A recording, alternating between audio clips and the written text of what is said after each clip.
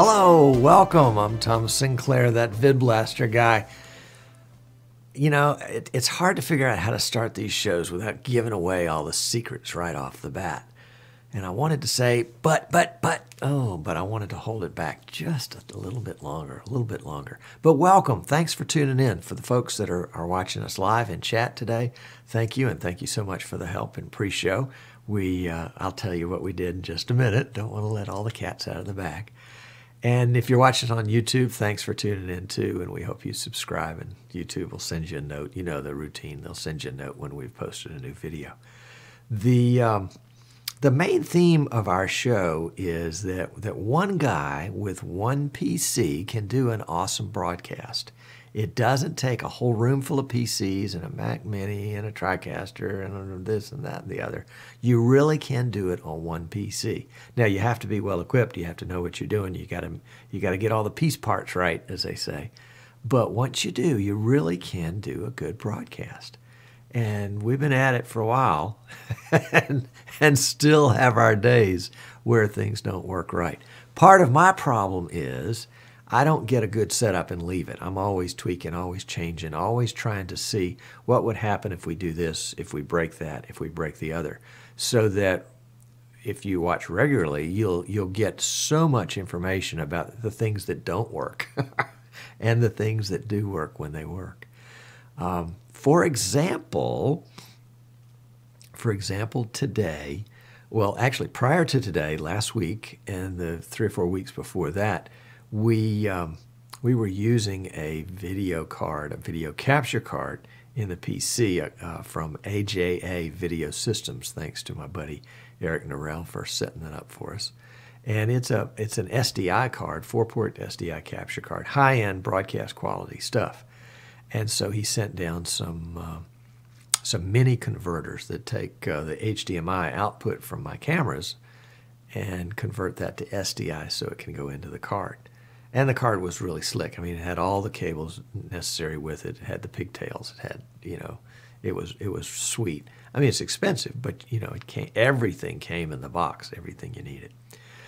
But all good things must come to an end, and so I had to send that card back, and the mini converters and the cables and all the goodies. So it meant I was like, whoa, what am I going to do for a capture card? Well, I have in-house a test card. I could have put my Intensity Pro card back in. Yeah, I could have done that. But I thought, well, here's a new card. It's a Magewell, M-A-G-E-W-E-L-L. Some people are pronouncing it Magewell, so I'm going to have to find out about that one. But I'm going to continue to pronounce it Magewell until I hear otherwise. The Magewell makes a whole line of capture cards and dongles and USB 3 boxes, really some cool stuff, and we've got some on order, and we'll be reviewing those in the weeks to come. But I had this card on hand. It's the XI400DE-SDI, and it is it's really pretty slick. Let's see, do I have a picture of it handy here? I don't think I do. Anyway, sorry about that. I'm not well prepared to introduce this stuff to you. The card is 4 ports SDI capture. It brings it in uncompressed. So whatever your camera sends it is whatever it sends through to the software running on your PC. It's a PCIe card. Takes up a 4-lane slot. And so it's, you can use it lots of different places. It'll do standard definition. It'll do high definition. And it will do 1080p 60 frames a second. I thought that's pretty swift. Unfortunately, I don't have 4 cams here in the studio. In fact, I don't have 4 mini converters to convert over. I've got plenty of cams. I just don't have the mini converters to come in SDI, so I've got just one SDI connected to it today. The camera I'm using is a pretty low-end camera. This is a Canon Vixia Canon Vixia HF R100, which was like the very first. I mean, it's the 100 version. It's the first in the line of Vixias, and it'll do 1080. It will do 1080i. It'll do 1080p at 30 frames a second which currently is what it's set up for, is 1080p 30 frames a second. And, you know, we've got pretty decent lighting in here, which helps out. We're doing the chroma key, which is cool too.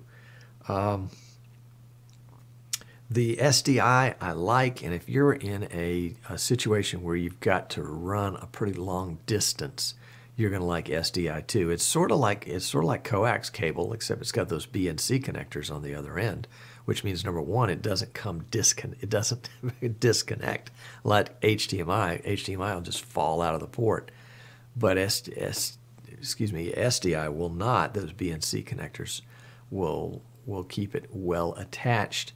And you can run 100 meters. The Magewell folks say that you can do 100 meters of 1080p. 100 meter cable, 1080p, no degradation. If you went to 1080i, you could go 200 meters. That's a long way. And so that if you're doing long runs, this card is something that you probably want to take a look at. Excuse me. It is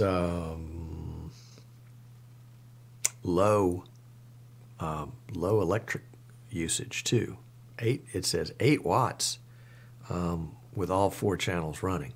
So that's not going to add a lot of electrical load to your system and the corresponding heat that comes with it. So if you're thinking about something for a studio card that where heat is a factor, then you may want to consider this card for that reason too. It also comes in an HDMI version, so if you've got HDMI cameras and you're in a situation where you can be relatively sure that the cams are going to stay connected and you're not going to wear out. I mean, for example, back in sports broadcasting when I did that, somebody said in the chat room, is there a video problem of triangular flashing going on? If there is, it's news to me. I don't see it here on any of the monitors. But if you'll take a screenshot of it, I'd love to see it. You can send it to me, Tom at thatvidblasterguy.com. Thank you.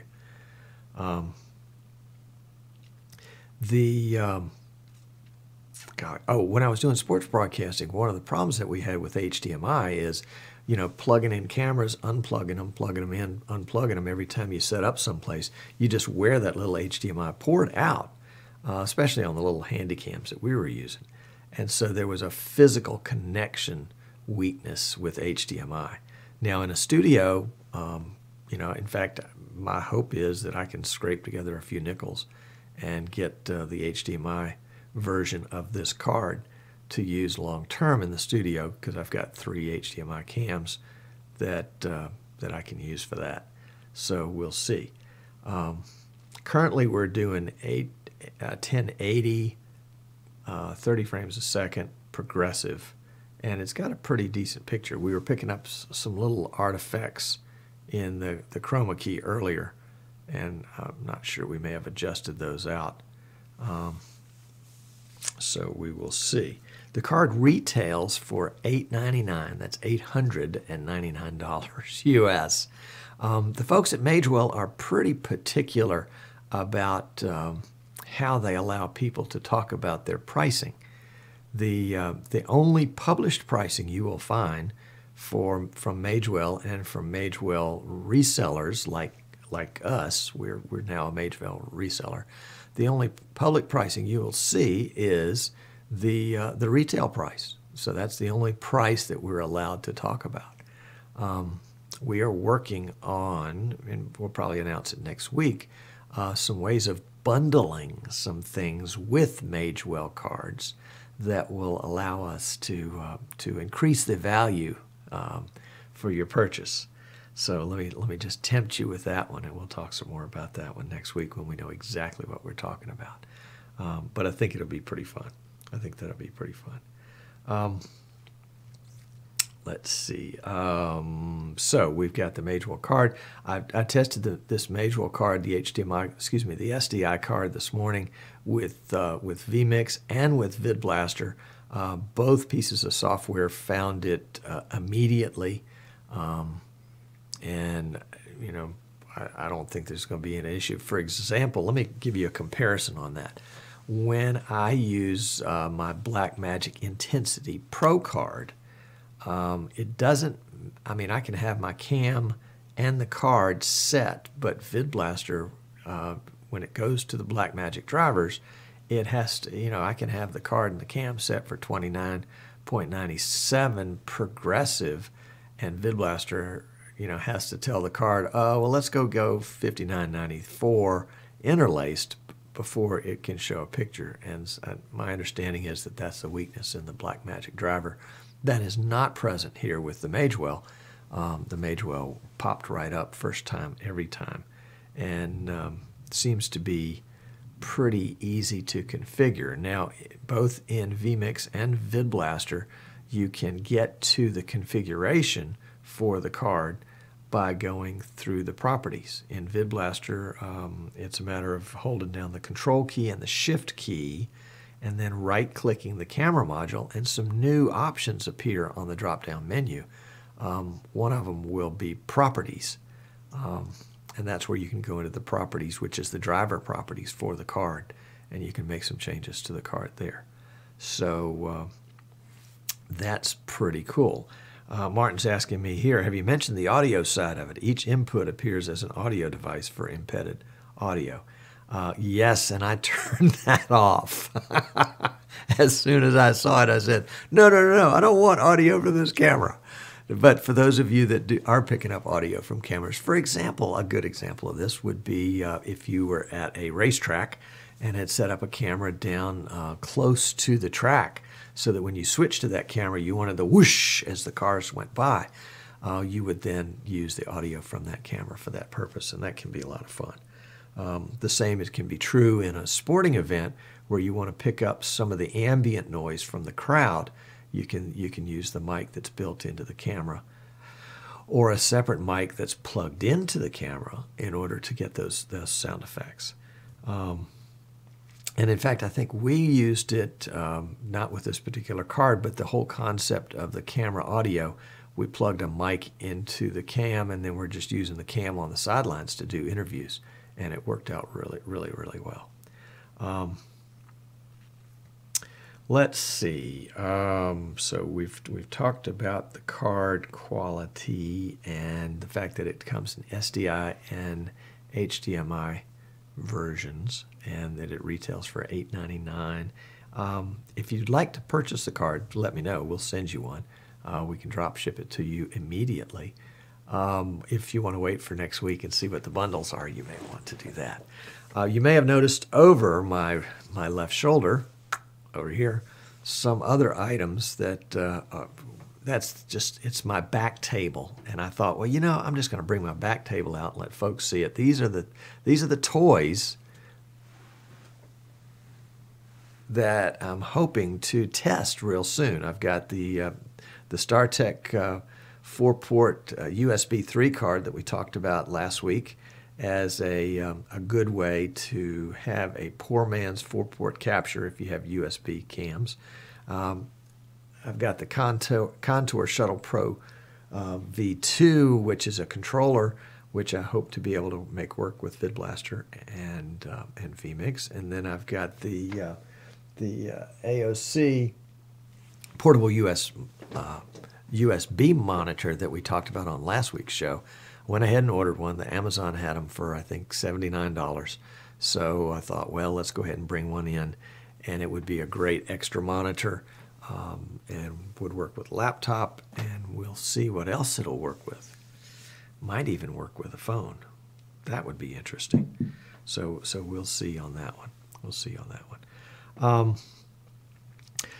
Version 4 of VidBlaster, version 4.10, is now the official release of VidBlaster in the version 4 series. If you haven't looked at it, you really need to. Version 4, I think, is the best VidBlaster yet, the best ever. It's the lowest CPU usage, it's the richest in features, and it is dynamite. We are now using VidBlaster version 4 when we use any other software. We're using it for the streaming part. And in fact, I was testing earlier and comparing the VidBlaster recorder with the vMix recorder. And so we're actually recording, we're using vMix for the production today, but we're using VidBlaster for the streamer and the recorder, which is really interesting because starting up, when we split, we finally started using two different softwares for the show. We were using VidBlaster for the production and Wirecast for the recording and the streaming. And VidBlaster, in my mind, has caught up to Wirecast, and in fact is lower CPU usage than Wirecast for streaming and recording. I never thought I would be able to say that. It's pretty amazing.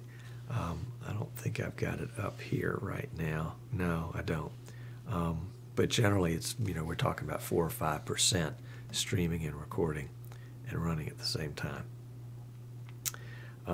Some comment in the chat room. These guys in the chat, and you got to join us for a live show. If you've never come to one, you've got to have it. These guys get in the chat, and I'll say something, and they'll just take off on it, and they're going to town.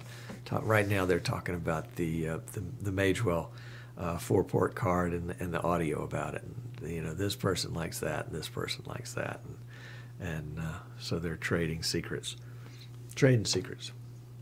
But version 4 in VidBlaster, definitely a big thumbs up. Generally about July or August of every year, I start the early what do you want for Christmas from VidBlaster? What do you want from Christmas from VidBlaster? And I think just about every year I've gotten everything I wanted. It's I'm a spoiled brat. It's embarrassing. It really is. And so I've decided this year I'm going to be more frugal, maybe reasonable, maybe not quite so greedy. Maybe that's it. Nah, I'm going to be greedy. But seriously though, what I want from VidBlaster for Christmas, what I want for Christmas from VidBlaster now is I want VidBlaster to go back in and polish all the gems that are in the software. The little rough edges, the little nicks, the little idiosyncrasies about it. I want to polish. I want those things to be polished. For example, when I go into a menu, let's take the camera menu, for example. When I go in, oh no, let's take the streamer menu. That's my pet peeve. When I go into the streamer menu, I would like to be able to change all my settings without having to go into the menu 10 times to do that. Right now, I've got to go in, and if I make one change, I have to then go back and right-click the streamer module and go back to it again and slide down to wherever I want to. This sliding stuff is for the birds. It is very, well, it's not very. I don't want to overemphasize it, because then it when you exaggerate, I think you weaken your argument. You don't strengthen it. There are probably 50% of the time when I right-click a menu and go to drag, my mouse goes off of the menu, and so the menu disappears. And so I'm spending unnecessary time going back in a second time. I'm also spending unnecessary time when I have to go back in multiple times to make multiple changes. For example, today I was playing with the audio device. I've got way too many audio devices in my PC, and adding the Magewell card added 4 more. And so I was trying to say, okay, which audio device do I want to use right now in the streamer to stream this? And I'd made some changes, so I didn't really exactly remember where my sound was plugged into my PC. Yeah, if I were smarter, I wouldn't have had this problem. But I didn't remember, and so I was experimenting with the streamer to find out, which channel is the audio on, and the streamer's going to pick it up. So I would set it, and then I'd stream for a second or two and see if the streamer turned on and if the volume meter showed volume there. And I'd have to go back into it and back into it. Rather than just leaving the menu where it was easy to make those changes, I had to continue to go back into it. So that's what I want for Christmas from VidBlaster. I want some polishes to when I go into the player module and I want to find a movie, and I don't keep my movies in the video file, which is the sort of the default directory for VidBlaster. So I put them in a special file folder somewhere else. Or sometimes they're in a Dropbox, so I can share them between PCs. The next time I open a new player module, I want that player module to know what folder I look in for my videos from the other player module that's already there. And so if I've got a folder that I'm routinely looking for videos in, it knows that, and it finds that out for me. I mean, what's the use of having computers if we have to do all the work? Let's let the computer do the work for us so that it can be as quick and as easy as possible. And I think VidBlaster recently did something in this direction where I think now when you open VidBlaster for the very first time, it picks up on what the default audio devices are in your PC, what the mic is and what the speakers are. And it assigns those where they need to be in the streamer and the player and other things like that, the recorder.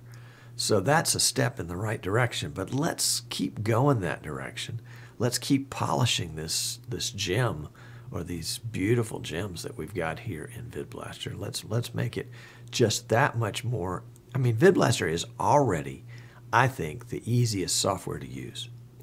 Now, when you get into some of the more powerful stuff like the macros and the API, yeah, it can get confusing a little bit.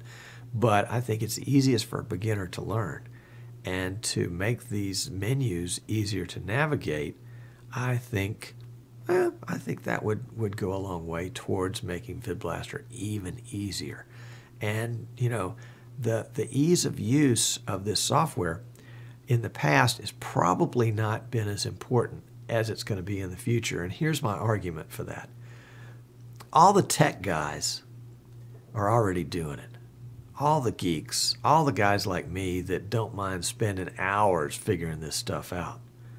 But the next group of people, which is going to be 10 times or 100 times as big, are going to be the soccer dads and the church dads and the volleyball moms and the people that just, you know, the college professor that's doing a seminar and he wants it streamed. The folks that don't have time to sit down and figure all this stuff out, it needs to be easy peasy. And whichever software gets the reputation as being drop dead easy to use is going to be the ones that people go to, because it's going to be a word of mouth kind of thing. And people say, oh, and I hear it all the time, and I'm in a good position to hear it. I'll hear from folks, oh, I've tried XYZ software, and I never could figure it out. I've got a friend that has been fussing about the software he's been using. He's been fussing about it for years, but he won't change to something else because the other stuff's too hard to use. And he's addicted to the particular piece of software he's got. And, you know, just because you're addicted to something doesn't mean you like it. It means you're stuck with it. And this is a totally different category. So, yeah, we've got to make it easier to use. And that would be the advice I give to Wirecast folks and TriCaster folks and vMix folks too. Make it as easy and intuitive as possible to use. And I don't think you can get any easier than with VidBlaster. You want to change cameras? Click on the camera module. Can't get any easier than that. You don't have to find a work surface. You don't have to find any other buttons. You just intuitively go out with a touch screen and touch that module, and it makes that camera come on. That is the future of this for the consumer broadcaster. The consumer broadcaster. Yep. That's my little diatribe for the day. So if you want something for Christmas from VidBlaster, send me a note and I'll share it on an upcoming show. Let me see if anybody else here in the chat room says they want something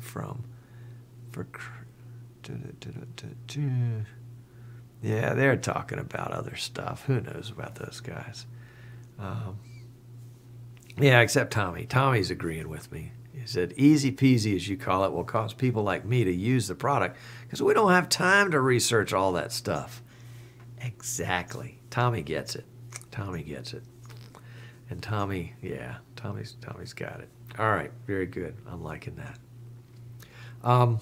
We're about to the end of the show here. Let me give you a couple plugs. I should have told you early on, and you probably already figured it out. We are authorized dealers for the Magewell line of capture cards and also an authorized reseller for VidBlaster. So if you like VidBlaster, if you've tried the trial, if you haven't tried the trial, you need to try the trial. Go to vidblaster.com and download the trial. But when you're ready to buy, go to easternshorebroadcasting.com. That's me. And buy it from me, and you get free lifetime tech support. That's right. Free lifetime tech support. Your life or mine, whichever comes first.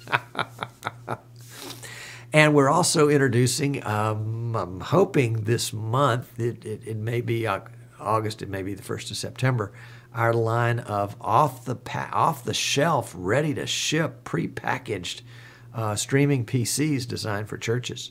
There'll be 3 different choices, and we can customize them too, but you won't get that quick ship. So if your pastor says on a Sunday night, we need to do this streaming thing, call me on Monday and we can have it to you by Wednesday or Thursday. You've got a couple days to learn how to use it, and you're streaming the next Sunday.